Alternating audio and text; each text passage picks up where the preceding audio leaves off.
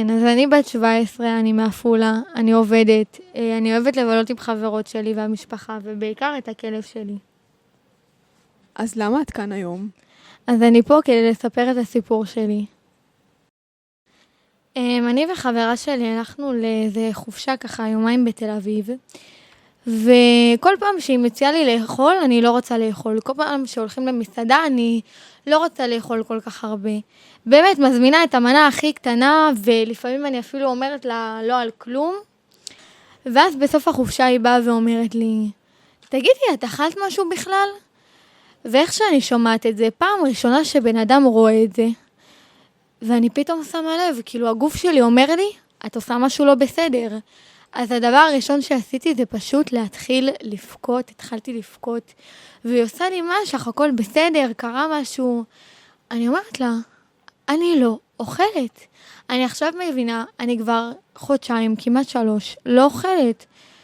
והיא אומרת לי, למה? אני אומרת לה, תקשיבי, כל פעם יש הערות ודברים, ואני מרגישה ככה יותר טוב עם עצמי, והיא אומרת לי, אז זה לא בריא. היא אומרת לי, תקשיבי, אני חייבת לעזור לך, זה לא בסדר מה שקורה. בואי, עכשיו אני לוקחת אותך לאכול מה שתרצי, ואנחנו מטפלות בזה. אז היא חיפשה בגוגל ומצאה מרכז שהוא רק של נשים שמטפלים בעצם באנורקסיה. ואני הולכת לשם, ובאמת אני יושבת עם מעגל של בנות שכולם מהממות ונראות טוב, אבל עדיין יש בהם את החוסר ביטחון הזה. ואנחנו יושבות שם במעגלים ומדברות שעות ומעצימות אחת את השנייה, ועל כמה אנחנו צריכות להיות שלמות עם עצמנו.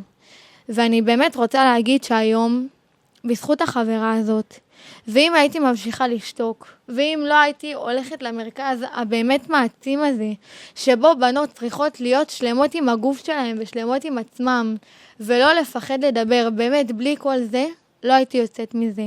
והיום, ברוך השם, אני כבר שנה וקצת אחרי הדבר הזה, ואני באמת מודה לאלוהים ולכל אחת מהן שעשו את זה. ובאמת, לא רק באתי לספר סיפור, באתי להגיד שבאתי להעביר מסר. באמת, בנות צריכות להעצים אחת את השנייה. צריכות אפילו מחמאה ברחוב להגיד איזה יפה את היום, כמה זה עושה לבן אדם טוב. כי אם היו אומרים לי אולי את הדברים האלה, הייתי מרגישה הרבה יותר טוב עם עצמי. וככה אני באמת מתנהגת לבנות. אומרת להם, איזה יפה את היום, מה עשית משהו שונה בשיער? באמת, בנות תרימו אחת לשנייה ותאהבו את עצמכן.